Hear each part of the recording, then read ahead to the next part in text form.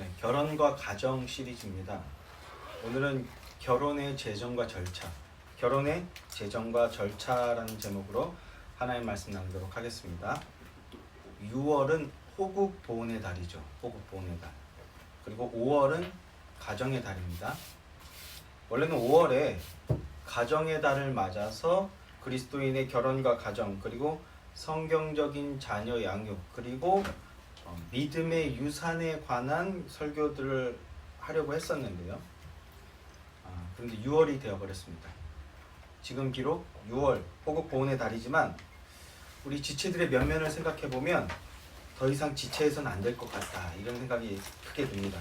그래서 오늘 결혼 설교를 시작으로 그리스도인의 가정, 성경적이고 복된 가정을 세울 수 있는 성경의 원칙과 내용들, 가르침들에 대해서 함께 나누고자 합니다.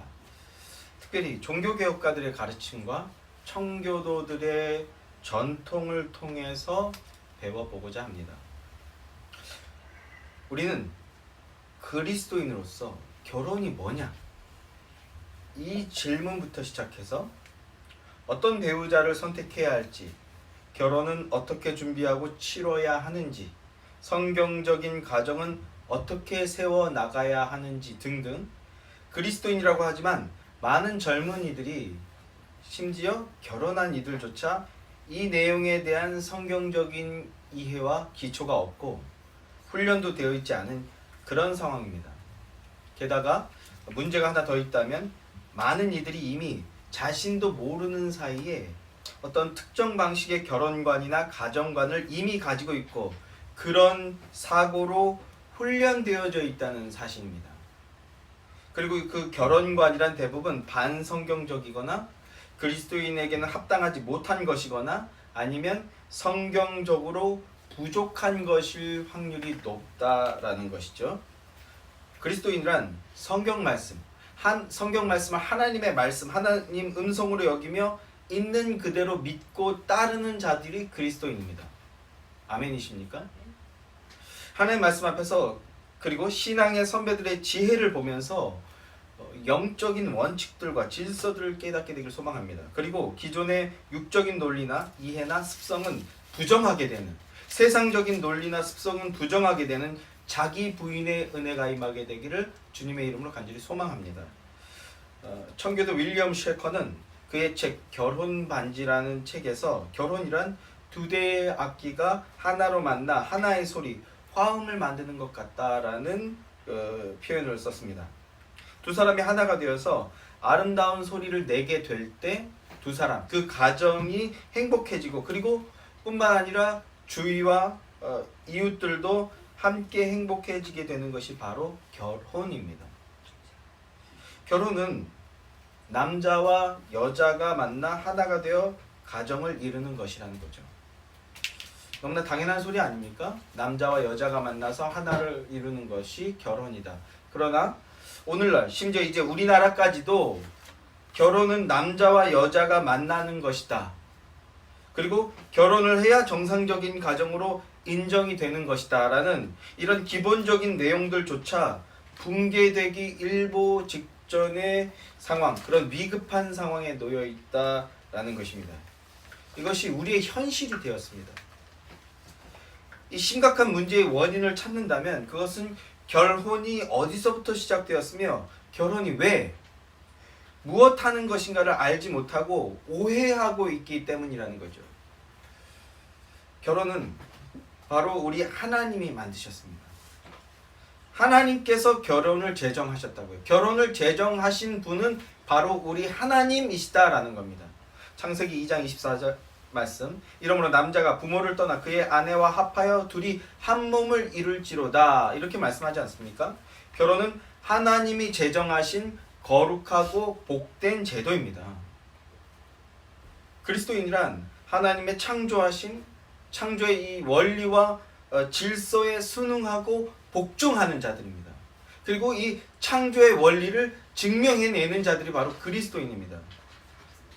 청교도들은 결혼에 대해 굉장히 성경적이고 성경적으로 탁월하고 당시 시대 상황으로 봤을 때 굉장히 진보적인 생각들을 가지고 있었습니다. 청교도 리처드 백스터는 결혼에 대해서 이렇게 말했습니다. 결혼은 당신이 마음을 열고 모든 것을 나눌 수 있는 사람, 당신을 영원토록 사랑해주는 신실한 친구를 얻는 것이다. 그리고 당신의 영혼을 돕는 조력자를 만나는 것으로서 당신의 마음에 하나님의 은혜를 불러일으키는 친구를 가까이 두게 되는 것은 참으로 하나님의 자비가 아닐 수 없다. 이렇게 말했습니다. 청교도들은 배우자를 서로를 돕고 위하는 존재, 도피성과 같은 존재라고 가르쳤습니다. 그리고 그런 배우자와의 만남, 결혼을 통해 갖게 되는 가정은 마음의 평강을 주는 곳이라고 설파했습니다. 중세시대, 봉건 계급사회라는 역사적 시대상을 이해를 하고 있다면 이것이 얼마나 진보적인 것이었는지 알 수가 있을 겁니다. 청교도의 결혼관은 매우 긍정적이고요. 매우 유익하며 매우 진보적인 것이었습니다. 그런데 우리는 어떤 청교도의 그 주장들이나 청교도의 가르침은 알지 못한 채 그저 고리타분하고 딱딱하고 꼰대 같은 거, 또 편협한 거 이런 것으로 곡해하고 있는 경우들이 대다수가 아닙니까? 그러나 그렇지 않다는 것입니다. 결혼의 제정자이신 하나님께서는 배우자를 종이 아닌 이 부분에서 오랜 시간 그 여자들이 왜곡된 위치에 놓여 있지 않았습니까? 종이 아닌 조력자이자 조언자이자 위로자로서 서로를 함께 도우며 함께 만들고 함께 이루어 나가는 존재로서 배우자를 세워주신 겁니다. 자, 그러면 결혼의 목적이 무엇인가? 결혼의 목적이 무엇인가? 우리가 이것을 생각해 보아야 될 텐데요. 오늘날 유행한다고 할까요? 유행하고 있다고 할까요? 결혼에 관한 표현 중에 이런 표현이 있더라고요. 취집 간다. 취집 간다. 시집 간다가 아니라 이걸 한 번 더 비꼬아서 취집 간다라는 표현을 쓰고 있습니다. 사실 시집 간다라는 표현도요, 이제는 좀 사라져야 할 표현이라고 생각합니다. 시집 간다라는 건 조선시대 결혼 문화에서 나온 표현이거든요. 사석에서는 말씀드린 것 같습니다만 고려시대 때는요, 시집 간다라는 말이 없었어요. 고려시대 때는 장가 간다라는 표현을 썼죠. 남자가 여자 집으로 가는 거예요. 그런데 조선시대에 들어서면서 누가 이것을 만들었냐면 세종대왕이 만들었습니다. 여자가 남자 쪽으로 오는 문화, 유교주의로 인하여서 여자가 남자 쪽으로 오게 되는 것, 그래서 시집 간다라는 표현이 생겼는데, 시집 간다라는 것은요, 어떤 의미를 함의하고 있냐면 재산권의 이동을 의미하는 거예요. 재산권의 이동으로서 남편의 여자가 남편의 부모님의 재산의 일부로 귀속되는 겁니다. 오늘날 우리가 생각하는 결혼 문화와 완전히 다른 거예요. 여자가 남편의 부모님의 재산의 일부가 되는 거예요. 그래서 며느리가 노예 취급을 받는 겁니다. 사실상 노예의 방불한 삶을 살았던 거예요. 이제는 정말 우리가 인식의 진보가 필요합니다. 그런데 이런 시집 간다는 표현에서 한 발 더 나아가서 취집 간다, 취업한다 라는 그런 의미를 갖고 있죠. 그럼 또 뭡니까? 좋은 곳, 대기업 입사하는 거 부러워하듯이 나의 어떤 고용의 안정과 그 다음에 풍요를 누리기 위해서 그런 곳을 찾아서 시집 가겠다, 이런 의미가 담겨 있는 거 아닙니까? 매우 악의적이면서 항상 마귀는 새로운 개념을 들고 나와요. 우리가 이후에 이런 것들에 대해서 이제 조금은 깊숙이 이제 나누게 될 텐데, 항상 마귀는 이전에 없던 어떤 새로운 용어, 그리고 새로운 용어를 통한 새로운 개념을 제시합니다. 그러니까 어떤 신조어다, 새로운 개념이라 그래서 무조건 환영하는 건 올바른 태도가 아니겠죠. 특히 그리스도인들은요. 취집 간다라는 것은요, 매우 악의적인 의미가 담겨 있는 것이고, 결혼을 왜곡시키는, 그리고 그럼으로써 이것은 매우 마귀적인 표현이라고 저는 생각합니다. 결혼을 그저 자신의 필요를 채우는 수단과 방법쯤으로 여기게 만드는 거예요. 결혼을 그냥 많고 많은 액세서리 중에 하나쯤으로 여기게 만드는 것입니다. 남자든 여자든 배우자 그리고 결혼이라는 것을 단지 자신의 부족함을 채워주는 존재이자 기회 정도로 여기게 하는 거라고요. 자신의 존재 확장, 이게 마귀적 사고이거든요. 나라는 존재의 확장과 나의 영광. 그러나 그리스도인들에게 결혼은 그런 게 아니라는 겁니다. 종교개혁가들과 청교도들은 결혼을 하나님의 영광 그리고 하나님의 나라의 확장으로 봤어요. 결혼을 하나님의 영광, 하나님의 나라의 확장이라고 봤다고요. 이것이 바로 결혼의 목적입니다. 그리스도인이라면 결혼이라는 것은 사명인데 왜 결혼해야 되느냐? 결혼의 목적이 무엇이냐? 바로 하나님의 영광을 위해서 결혼해야 한다고요. 장로교의 대헌장이라고 할 수 있는 웨스트민스터 신앙고백서에서는요. 결혼에 대해서 이렇게 정의하고 있습니다. 제가 읽어드릴게요. 결혼이란 하나님에 의하여 제정된 제도요. 우리 주 예수 그리스도에 의하여 축복받은 제도이다. 이 제도는 인류의 행복과 복지를 위하여 세워졌고 성별되었다. 한 남자와 한 여자는 정신적이고 육체적인 연합에 이르고 서로의 존경과 사랑을 가슴에 품고 피차 상대방의 부족함과 약함을 참고 견디며 어려운 상황에서 서로 위로하고 자신들과 가족을 위하여 정직과 근면으로 모든 필요한 것을 공급하고 서로를 위해서 기도하고 생명의 은혜를 상속받은 자들로서 주어진 수명을 함께 수명이 다할 때까지 함께 살아간다 이렇게 말씀하고 있습니다. 그리고 결혼이 제정된 목적은 웨스트민스터 신앙고백서는 이렇게 말씀하고 있습니다. 결혼이 제정된 목적은 부부가 서로를 도우며 합법적인 자녀를 낳음으로써 인류를 번식시키며 거룩한 자손으로서 교회를 확장하며 불결을 방지하는 것이다. 서로를 도우며 합법적인 자녀를 낳음으로써 인류를 번식시킨다. 이것이 지금 심각한 도전에 직면해 있습니다. 그리고 거룩한 자손으로서 교회를 확장하며 불결을 방지하려는 것이다. 이것이 결혼이 제정된 목적이라고 가르치고 있습니다. 부부로서 남녀 중에 어느 한쪽이 상대방에게 예속되거나 종속되는 그런 관계가 아니라는 것입니다. 이것을 깨고 이전의 그런 악습, 패스트를 깨고 서로 돕는 자라는 것을 다시 재정립한 것이 바로 그 종교개혁이고 청교도라는 것입니다. 서로를 아끼고 사랑하며 서로를 거룩한 존재로 자라날 수 있도록 돕는 그런 관계로 본 것입니다. 다시 한번요. 서로를 아끼고 사랑하고 그리고 서로를 거룩한 존재로 자라날 수 있도록 돕는 것. 이것이 결혼의 목적이라고요. 또한 합법적인 자손들을 통한 인류의 번성이 결혼의 목적이라고 정의합니다. 합법적이라는 것은요, 법으로 선포되는 것이 굉장히 너무나 중요한데 오늘날 전 세계가 이 싸움을 벌이고 있거든요. 자꾸 새로운 법을 만들어서 법으로 제정해 버리는데 단순히 어떤 어떤 그 틀을 만드는 것으로 끝나는 것이 아니라 이 법으로 제정된다는 것은요, 그것이 그 시대의 인식이 되어 버리는 거예요. 그러니까 우리가 이 싸움에 매우 예민하게 관심을 가지고 있어야 됩니다. 어떤 법들이 입법되고 있는가? 그냥 법 하나가 만들어졌다 법 하나가 사라지고 이런 것이 아니에요. 그 시대의 인식을 만드는 거라고요. 그래서 청교도들은요, 합법적인 자손들을 통한 인류의 번식 이것은요, 성경과 그 다음에 사회 모든 것을 다 포함하고 있는 것인데요. 결혼의 목적 중에 자녀를 낳고 그래서 건강한 부부 생활을 통해서 자녀를 낳고 그럼으로써 인구가 늘어나게 되는 것, 사회 구성원이 늘어나게 되는 것, 이것을 가르쳤다라고요. 오늘 우리 사회는 그와 전혀 정반대의 인식으로 자꾸 극단적으로 치우쳐지고 있지 않습니까?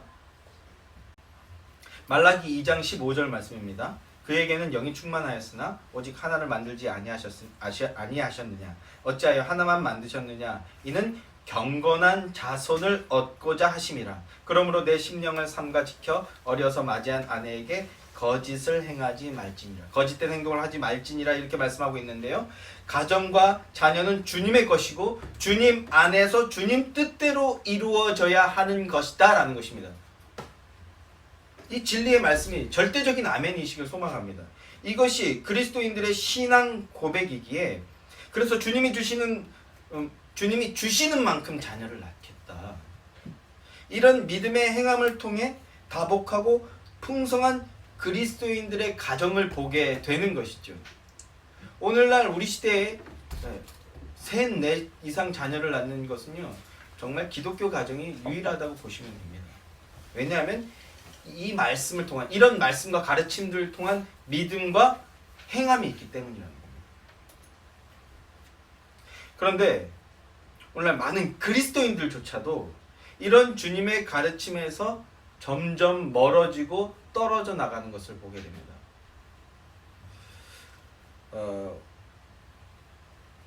모르긴 몰라도 웨스트민스터 신앙고백서의 내용, 제가 전수하여드린 그 웨스트민스터 신앙고백서의 내용을 듣고 모르긴 몰라도 와, 너무 미개하다, 혹은 저게 무슨 말이냐, 너무 세련되지 못하다, 이런 생각을 가지시는 분들이 없지 않으실 거라고 생각합니다.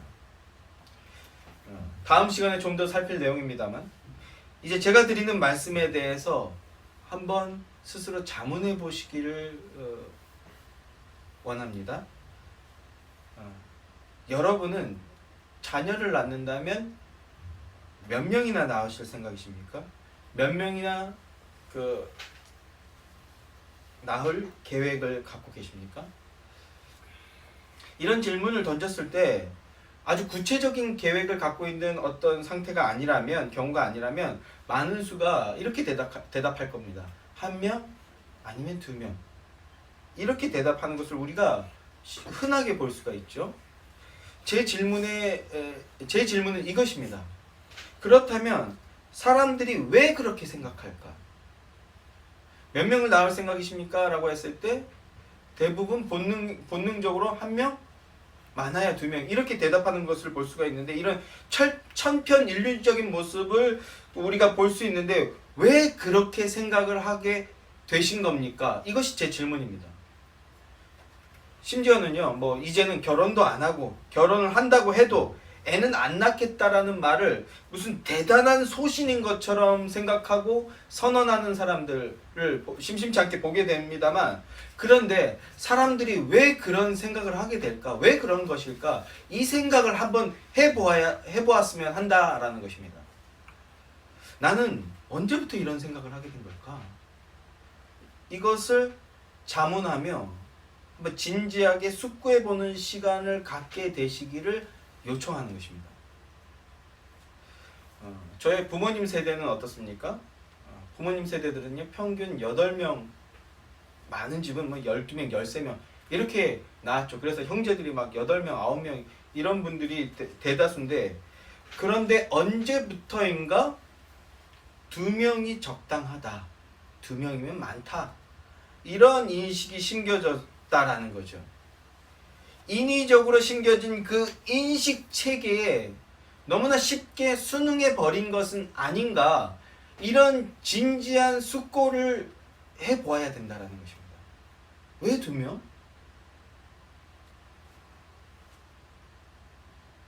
창세기를 보면 아브라함이 소돔과 고모라의 멸망에 관한 하나님의 신탁을 듣게 되죠. 이에 아브라함이 묻습니다. 거기 의인 100사람이 있으면 용서해 주시겠습니까? 아니면 50명이 있으면 용서해 주시겠습니까? 40명이 있으면요? 계속해서 묻습니다. 하나님이 그래, 의인이 있다면 용서해 준다. 소돔과 고모라를 멸망시키지 않겠다. 그래서 50명, 죄송합니다만 한 번만 더. 40명, 근데 자기가 생각해도 쉽지 않을 것 같아. 그래서 하나님 30명은 안 될까요? 하나님이 오케이. 안 될 게 뭐야? 20명, 하나님 정말 죄송한데 마지막으로 10명은 안 될까요? 괜찮아. 하나님이 이렇게 대답하십니다. 그런데 소돔과 고모라에는 의인 10사람이 없었어요. 롯 1명밖에 없었습니다. 근데 아브라함이 10명에서 멈췄다라는 겁니다. 왜요? 왜 한 명까지는 물어보지 않아요? 한 명, 그 하나님이 원하시는 의인의 기준에 들어가는 사람이 한 사람은 있었거든요. 롯이라는 사람. 우리가 이신칭의 개념을 통해서 이 의가 뭔지 어느 정도 이해를 가지실 거라고 생각하고 추가적인 설명은 하지 않겠습니다만, 그 한 명까지는 물어보지 않고 10명에서 멈췄다라는 겁니다. 왜 그러냐는 것이고, 왜? 뭐 성경은 그거에 대해 설명을 해주지 않습니다만, 많은 신학자들은 이런 생각을 갖고 있습니다. 아브라함은 그 노아의 방주에서 구원 얻은 사람이 몇 명입니까? 9명이잖아요. 9명 미만으로는 그 안 된다라는 어떤 인식 체계를 가지고 있었을 것이라고 생각하는 거죠. 9명 정도는 돼야 의인으로 여기며 구원을 받을 것이다. 그래서 10명 미만으로는 부르지 못했다는 것이죠. 그런데 사실은요, 노아의 방주도 노아 한 사람 때문에 방주가 된 것입니다. 아직 신앙이 미숙했던 아브라함은 그 구원의 기준과 원칙이 뭔지 충분히 이해하지 못하고 있었던 것이죠. 요점은 이것입니다. 인식의 체계가 어떤 외부로부터 이루어진 인식의 체계에 순응하고 있는 모습을 보여준다는 것이죠. 왜 한 명까지는 안 됐을까? 다시 한번 돌이켜서 왜 2명이죠? 왜 2명입니까?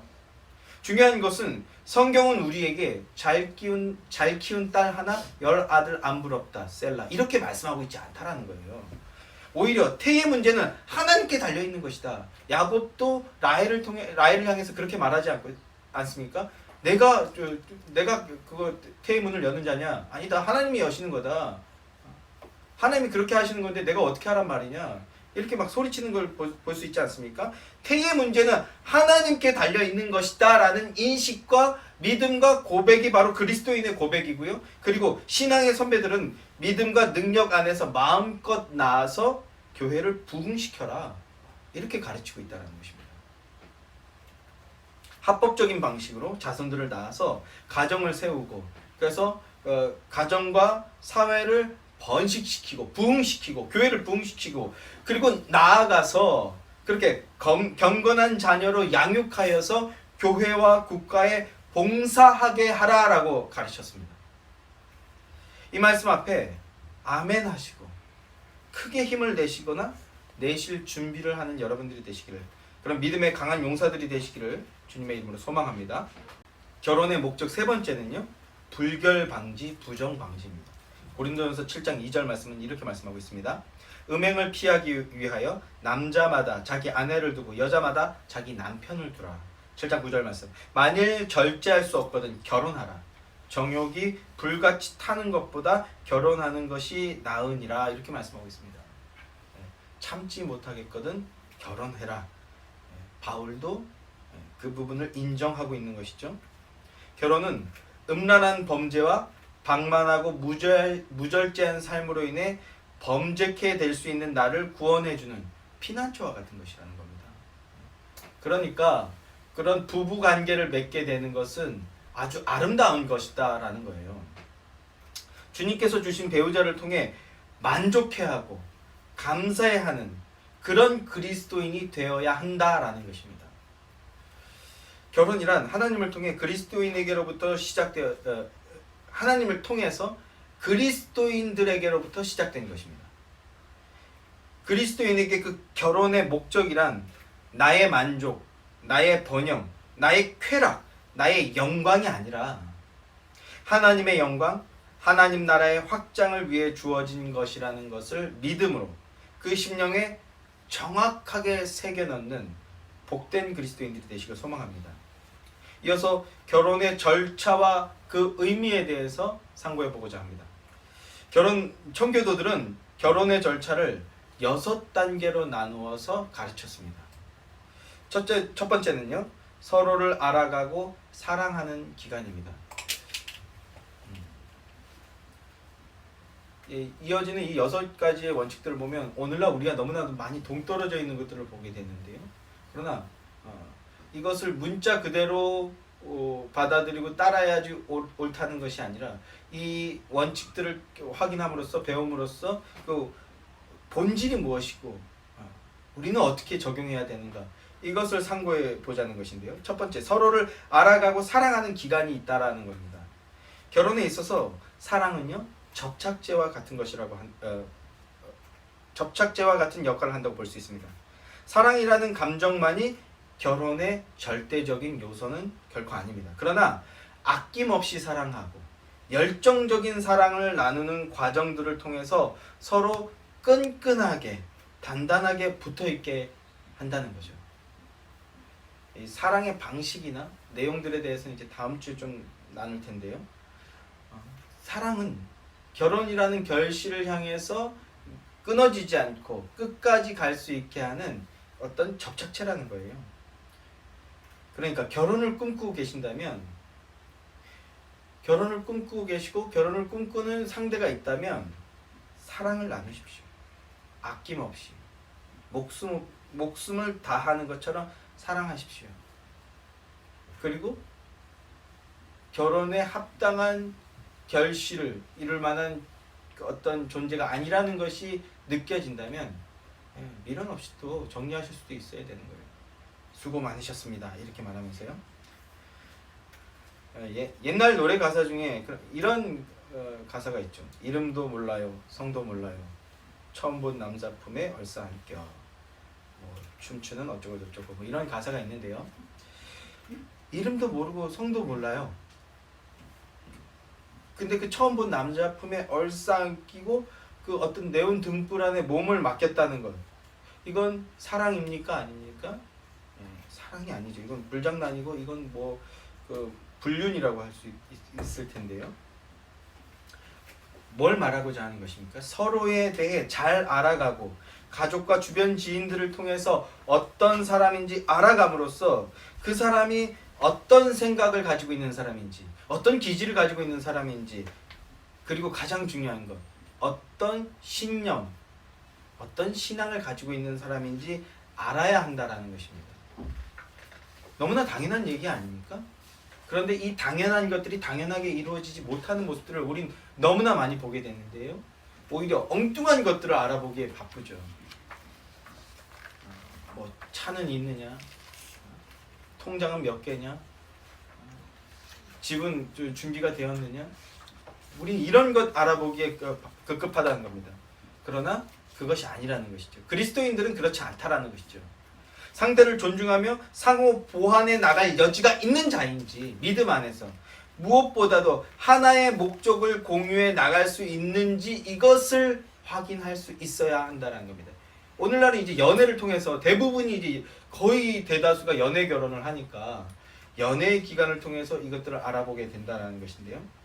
근데 여기서 제가 특별히 강조하는 것이 있는데, 그리스도인이라면, 신자라면 반드시 확인해야 될 것, 무엇입니까? 이 사람이 십자가 앞에서 죽음을 경험하였는가라는 것입니다.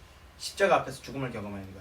만약에 사지가 멀쩡한데 십자가 앞에서 예수와 함께 죽었음을 고백하는 자라면요, 이 사람은 남자든 여자든 무조건 잡으라는 겁니다. 무조건 잡으십시오. 그러면 그 결혼은 무조건 성공합니다. 그리고 무조건 행복해집니다. 사랑의 감정만을 가지고 결혼을 결정한다면 반드시 혹독한 대가를 치르게 됩니다. 주변인과 어울려 교제하며 다양한 지혜를 구하고요. 그리고 하나님 앞에서 기도하며 검증해 나가는 것이 청교도들이 가르치는 결혼의 준비였습니다. 결혼의 절차 두 번째는 결혼하겠다는 약속, 즉 약혼식이 있어야 한다는 겁니다.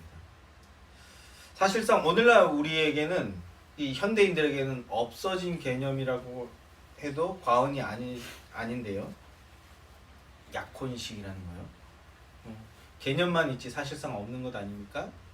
그런데 예수님의 어머니 마리아도 예수님을 잉태하실 때 요셉과 약혼을 하신 상태였습니다. 약혼을 한다는 것은 사실상 결혼의 시작으로 여겼어요. 결혼의 시작. 그렇지 않습니까? 약혼이라는 건 사실상 결혼의 시작으로서 결혼할 자임을 자신과 그리고 주변에 예고하는 것이었습니다. 그리고 본격적인 결혼 생활을 하기에 알맞은 상태로 스스로를 준비해 나가는 시간이 바로 약혼 기간이죠. 약혼식이라는 개념이 없어져서 사실상 연애 결혼을 하는 사람들에게는 연애 기간 자체가 어떤 결혼의 첫째 단계인 서로를 알아가는 과정이자 그리고 사랑하는 단계이자 동시에 결혼 생활과 가정을 꾸리기에 알맞은 상태로 자신을 만드는 그런 과정이 되어 버렸는데요. 연애 자체가 이제 그런 것이 되어 버렸는데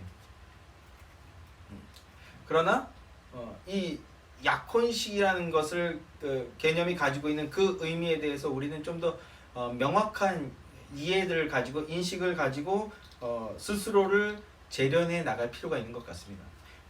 이어지는 세 번째 절차는요. 약혼식을 3주 동안 교회에 공식적으로 고지하는 것이었습니다.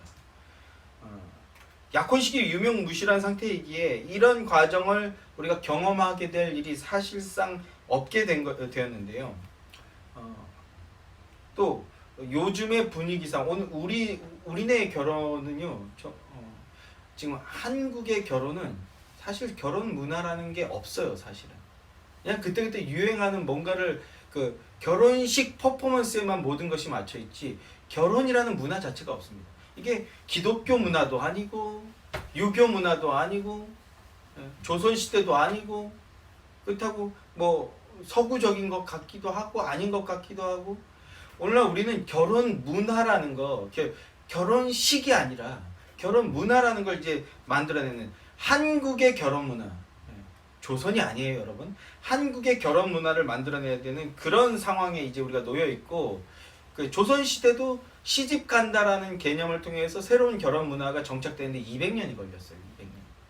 그러니까 한국이라는 나라가 건국된 지 이제 70년이 조금 넘지 않았습니까? 이제 한국의 독특한 결혼 문화가 이제 세워지려고 하는 거죠. 거기에서 한국의 지금 현재의 결혼 문화라는 게 사실은 기독교가 들어오면서 유교와 그 속된 말로 짬뽕이 되어 있는 그 이상한 그 무엇이거든요. 그러니까 우리 그리스도인들은 성경에서부터 시작된 이 결혼이라는 것, 결혼식이라는 것, 가정이라는 것을 바른 이해를 통해서 결혼 문화를 주도해 나가야 될 필요가 있다는 것입니다. 자, 요즘의 분위기상 나 결혼해라는 발표는요. 사실상 결혼식에 오라는 의미죠. 결혼식에 와라라는 그 의미, 그 이상, 그 이하가 아닙니다. 결혼식에 초청하여서 초청하는 것, 결혼식을 홍보하는 것에 그 모든 초점이 맞춰져 있다라는 거죠. 나 결혼해라는 것. 그러나 청교도들이 결혼의 절차로서 약혼식을 고지하라고 한 것은 그래서 이런 과정을 세우고 가르쳤던 것은 결혼에 대해 합법적으로 반대하는 이가 있다면 합당한 창구를 통해 이거 굉장히 성숙한 태도 아닙니까? 그냥 마구잡이가 아니에요. 결혼에 대해서 반대하는 이가 있다면 합당한 창구를 통해 의견을 낼 수 있는 기회를 제공했다라는 겁니다. 3주 동안. 이 3주 안에는요. 그래서 우리가 그 헐리우드 영화 같은 것을 보면 이제 이 두 사람이 부부가 될 것인데 마지막으로 이것에 대해서 이해가 있는 사람은 지금 말해라. 이 성언이 선포된 뒤에는 있더라도 말하지 마라. 이런 것 우리가 이런 그 대사들은 익숙하게 들어보지 않았습니까?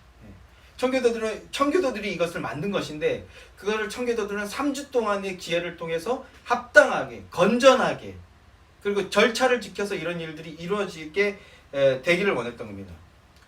지금 이 말을 들으면서 이게 무슨 소리야? 내가 결혼하겠다는데 그런 게 어딨어? 이런 생각을 하기가 쉬운 게 우리네죠. 우리는 이런 경험을 해본 적이 없기 때문에. 그래서 저가 20대 때는 그런 농담을 많이 했어요.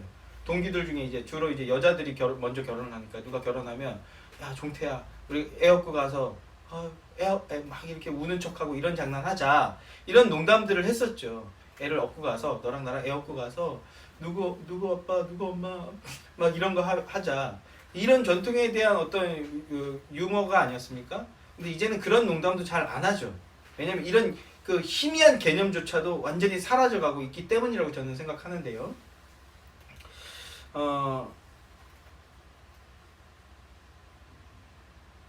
그런 게 어딨냐? 내가 결혼하겠다는데 누가 감히 그런 말을 하냐? 이런 생각을 하기가 쉬운 게 우리 그 한국의 결혼 문화는 지극히 개인적인 일이기 때문인 거예요. 이 말도 또 낯설게 느껴질 수 있는데 결혼이라는 건 지극히 개인적인 일, 당사자 두 사람만의 일로 시작이 되어서 개인적인 영역으로 진행되어지는 영향이 크기 때문에 우리는 이런 말에 대해서 반감을 갖기가 쉽다라는 것입니다. 그러나 청교도뿐만 아니라 우리의 전통도요. 결혼은 마을의 경사였어요. 마을의 잔치였습니다.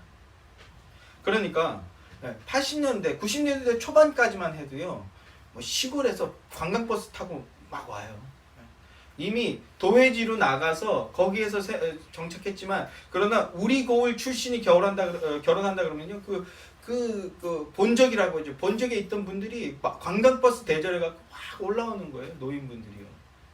그리고 축하해주고 축복해주고 이런 의미들이 너무나 이제 유명무실해졌는데 그 마을 공동체의 경사고 공동체의 잔치였다라는 겁니다. 그러니까 반대 의견을 내게 한다라는 것은요. 두 사람의 결혼의 진실성을 확보해 주는 거예요. 그러면서 동시에 공동체의 안녕을 보호하고자 하는 그런 의미가 있었다라고 생각합니다. 그럼에도 이런 절차가 다시 생기고 진행하게 된다면요. 훨씬 결혼이 안전해지거나 결혼에 임하게 되는 두 사람이 훨씬 더 단단해지게 될 거라고 저는 생각합니다. 예전에 이런 일이 있었어요. 그 배우 중에 박신양이라는 배우가 있죠. 연기를 굉장히 잘하는 배우 아닙니까? 배우로서 큰 성공을 거두었는데도 노총각으로 좀 늦게 결혼했어요. 어렵사리 결혼하게 되었던 것 같습니다. 인상이요. 그래서 이제 늦가기로 결혼하게 되니까 동년배 배우들이라든지 그땐 정말 잘 나갈 때였으니까 그 배우가 많은 사람들이 막 축하해주고 그리고 당연히 연예인의 결혼이니까 언론에서 대서특필을 했죠. 신부가 될 사람도 막 인터뷰를 하고 했는데 근데 그로 인해서 이제 문제가 터지게 된 거죠. 알고 보니까 그 신부가 될 여자분이 굉장히 순수해 보이고 이쁘고 착한 그런 여자인 줄만 알았는데 알고 보니까 과거에 일진이었고 그리고 파혼도 했고 뭐 아이도 있었다는 등 뭐 어쩌다는 등 정말 그때만 해도 좀 충격적인 이제는 이것도 별로 그렇게 큰 충격이 안 되는 시대가 됐는데 하여튼 화려한 이력이 있었음이 폭로가 되어버린 거예요. 그래서 순식간에 신랑이 어떤 사회적 이슈가 돼버린 거죠. 꼴랑 연예인 하나의 결혼식이 그렇게 뭐 전 국민적인 그 이슈가 되는 것도 참 우습지 않습니까? 그런데 이 신랑이 될 배우 박신양이 이제 뭐 이렇게 된 엄청난 피해자가 돼버린 거예요. 사기 결혼의 대상자가 된 것처럼 언론들이 이제 호도하기 시작하는 겁니다. 그 예비 신부는 큰 범죄라도 저지른 그런 여자가 되었고 이 남편 될 박신양은 그 엄청난 피해를 입은 안타까운 사람, 어리석은 바보 같은 사람 이런 이미지가 이제 생겨버린 거죠. 사람들이 박신양을 보면서 아깝다, 사기당한 거다, 왜 그런 결혼을 하느냐 막 비난하고 아우성치고 장난이 아니었던 그런 기억이 납니다. 자, 여러분 같으면 어떻게 하시겠어요? 배우자가 알고 보니까 어렸을 때 학폭 전과가 있고 그 결혼하려다가 파혼한 그런 전과가 있고 생각보다 안 착하고 생각보다 안 순결하고 생각보다 뭐 하여튼 뭐 생각보다 안 생각적이야 막. 그러면 여러분 그래서 사람들이 야 너 왜 그런 사람이랑 결혼해? 이렇게 얘기할 때 여러분은 어떻게 하시겠습니까? 헤어지시겠습니까? 아니면 결혼하시겠습니까? 어떤 선택을 하든 전적으로 그건 두 사람의 몫인 거죠. 두 사람의 몫인 겁니다. 그 사람을 그 외적인 조건이 아니라 마음 깊이 사랑한 것인지 아니면 조건을 본 것인지에 따라서 어떤 선택의 결과가 나오게 되겠죠. 어쨌든 그 배우 박신양은 그 여자분과 결혼을 했고요. 그리고 그 여자의 과거는 내가 안고 갈 일이다 이렇게 말하면서 결혼을 했고 두 사람은 자녀도 낳고 행복하게 잘 살고 있는 것으로 알고 있습니다. 뭐 어떻게 사는지 어떻게 알겠습니까만 그러니까 제가 드리고 싶은 말씀이 이런 거예요. 이 절차가 주는 약혼식을 고지하고 고지함으로써 반대 의견이 있다면 합당한 어떤 창구를 통해서 의견을 내게 하는 것. 이런 절차가 주는 의미는 이런 것이라는 겁니다. 결혼을 작정하고 준비하는 두 사람을 이를테면 보석으로 완성시켜주는 시간일 수 있다는 거죠. 보석으로 완성시켜주고 부부 생활이라는 아름다운 것이고 행복한 것이지만 쉽지 않은 여정 아닙니까? 자, 이 부부 생활이라는 험난한 여정을 하나가 되어서 단단하게 함께 인내하며 나아가는데 결혼 전에 어떤 숙성의 시간으로서 주어진다라고 할 수 있다는 거죠. 오늘날 우리에겐 유명무실한 절차이지만 그러나 그 원리와 의미는 우리가 되새겨볼 필요가 있다라는 것입니다. 어디 가서든지 당당하게 결혼할 사람임을 밝히고 그리고 동시에 공증을 받는 것. 이 부분에 우리는 아주 소극적이죠. 혹시나 아니라는 말을 들을까봐, 안 된다라는 말을 들을까봐. 그러나 그리스도인이라면요, 당당하게 결혼할 사람을 밝히고 공증을 받는 자세, 이런 자세를 가져야 한다는 것입니다. 이 절차적 원리를 통해서 그런 자세와 그런 믿음의 자세를 가지고 경주하시는 여러분들이 되기를 소망합니다. 네 번째는 이제 결혼의 절차 네 번째는 결혼식입니다. 결혼식. 자꾸 오늘날이라는 단어를 많이 쓰게 되는데 오늘날 결혼식은요, 언약과 공증이라는 이런 계약적 의식보다는 그저 보여주기식 행사, 어떤 퍼포먼스에 초점이 맞춰져 있는 것을 보게 됩니다. 그러나 결혼은요, 언약식이에요. 언약식. 이 본질의 의미가 희석이 되고 자꾸 외적인 거에서만 초점이 맞춰져 있으니까 이 순서가 좀 누가 해서 멋있어 보이면 이 순서를 추가하고 따라하고 또 그 순서가 별로면은 줄이기도 하고 이렇게 쉽게 순서를 바꾸고 이렇게 하는 것들을 보게 되죠. 심지어는요, 한동안 유행으로 어떤 집례자가 없이 집례자를 단지 우리는 어떤 결혼식 덕담해주는 사람 정도로만 여기는 거예요. 집례자의 진짜 목적이 뭔지를 모르니까, 진짜 역할이 뭔지 모르니까 집례자가 와서 덕담해주는데 덕담이 길어, 또 재밌지도 않고 그렇게 막 와닿지도 않아. 그러면 빼버리자, 이런 생각들을 가지게 되는데, 그런데 결혼식의 핵심은요, 결혼 서약과 그 서약의 선서입니다. 나머지는 이것들을 보조해주는 장치라고 할 수 있어요. 결혼식의 핵심은, 기독교적 결혼식의 핵심은 서약하는 것, 하나님 앞에서 서약하는 것, 그리고 그것을 많은 사람들 앞에서 선서하는 겁니다. 오늘날의 M&A, 기업 인수합병과 같은 언약 체결 방식이에요. 이게 기독교에서 나온 방식입니다. 기독교적 전통이에요. 하나님과 우리의 관계는 언약적 관계죠. 나는 너의 하나님이 되고 너는 내 백성이 되게 하겠다. 성경 전체가 이 언약을 체결하고 확인시키고 그리고 그 언약에 합당한 사람으로 만들어주는 구속사적인 역사가 담겨있는 것이라는 말씀을 드리지 않았습니까? 성경은요, 언약적 관계예요. 언약적 관계. 앞서 말씀드렸듯이 세속적인 결혼은요, 동서고금을 막론하고 재산권의 이동이라는 개념이 강했습니다. 그리고 인류 역사의 대부분은요, 여자가 노예로 팔려가는 것이다 라는 말씀을 드렸지 않습니까? 주종관계로서의 어떤 주종관계가 형성되는 것이었습니다. 야곱의 결혼식을 보아도 알 수 있죠. 누지 문서라는 고대 문서를 통해서 이것이 또 추가 확인이 되었는데, 야곱의 아내를 얻는 것은 뭐였습니까? 7년치 노동의 대가였어요. 7년치 노동의 대가로서 집을 댄 게 바로 라반의 딸들이었던 겁니다. 이게 결혼이었어요. 그러나 청교도의 결혼식은요, 언약 체결의 의미가 회복된 겁니다. 서로 역할, 포지션이 다를 뿐이지 동등한 위치에서 언약을 체결하는 거예요. 그게 오늘날의 결혼입니다. 결혼의 핵심은 하나님의 대리자로서 목사 앞에서 혹은 권위자 앞에서 공식적인 언약을 체결하고 선언하는 겁니다. 결혼식은 이 맹세를 선언하는 거예요. 그게 바로 결혼식입니다. 그리고 하객은요, 우리는 결혼식이라는 그 어떤 퍼포먼스를 어떤 쇼를 구경하러 온 들러리라고 여기는 경향이 있어요. 아닙니다. 결혼식의 의미가 얼마나 희석되었는지 AC/DC라는 그룹의 Back in Black이라는 곡이 있어요. 이게 당시에도 어마어마한 히트를 친 메가 히트 곡이고요. 저도 개인적으로 너무나 좋아하는 곡인데 특히 그 아이언맨의 그 등장 노래로 영화에 삽입이 되면서 다시 한번 큰 히트를 치게 됐죠.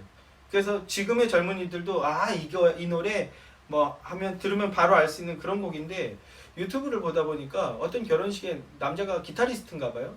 기타리스트로 등장하면서 그 곡을 치더라고요. 장 짜자장 막 이렇게 자기가 기타를 치면서 뭐 좀 신선하고 멋있어 보이는데, 문제는 뭐예요? 이 백인 블랙이라는 곡은요, 원래 그 AC/DC의 멤버가 죽었어요. 보컬이. 그를 추모하면서 만든 장송곡입니다. 장송곡. 예. 그 장송곡을 자기가 치면서 지금 등장을 하는 거예요. 그래서 밑에서 이거 장송곡인 건 알고 치냐 막 이런 댓글들이 달리던데요. 뭐 그래도 그냥 그 아이언맨 등장곡이라고 생각해 주세요. 이렇게 댓글을 그 신랑이 대댓글을 달았더라고요. 뭐예요? 그러니까 결혼의 의미와 상관없이 보여주는 거에만 그냥 초점이 맞춰져 있다는 거예요. 우리의 결혼식은요. 우리네 결혼식은 그 쇼를 보여주고, 그래서 하객들 그 쇼를 구경해주면서 축하나 해줘라, 이런 경향이 너무 크다는 겁니다. 그러니까 지금 그 사람이 나하고 친하든 안 친하든, 그리고 그 사람이 나의 부부 생활에 서로 좋은 영향을 주면서 함께 살아갈 사람이든 아니든 그냥 일단 많이 와야 되는 거예요. 그래야 결혼식이 성공했다라고 여기는 경향이 크다라는 겁니다. 그러나 기독교의 결혼식에서 하객은요, 들러리가 아니에요. 그냥 결혼식을 보러 온 어떤 청중이 아닙니다. 집례자 앞에서 부부가 그 맹세를 하고, 그 맹세를 서약한 것을 선언하는 것을 공증해 주러 온 사람입니다. 증인들로서 부른 거예요. 그 계약과 선언을 지켜보고, 단지 그것을 지켜보고 끝나는 게 아니라 이후에 그 계약대로, 그 선언대로 잘 하고 있는지 감시하려고 온 사람들이라고요. 그러니까 서구 사람들은요, 같이 지금 생활하고 있는 지인들만 아주 작게, 그러니까 작은 결혼이 보여지는 것만 쫓아해요. 숫자가 작은 게 좋은 결혼식이 아니라 그 서약을, 그 맹세를 지켜보고, 그래 이 사람들은 이런 맹세를 진실하게 하고 있어 라고 증인을 서주려고 온 것이고요. 증인일 뿐만 아니라 이후에 감시하기 위해서 온 사람들이라고요. 감시한다라는 건 어떤 겁니까? 도움을 주고 더불어 함께 지내겠다, 이런 의미를 담고 있는 거예요.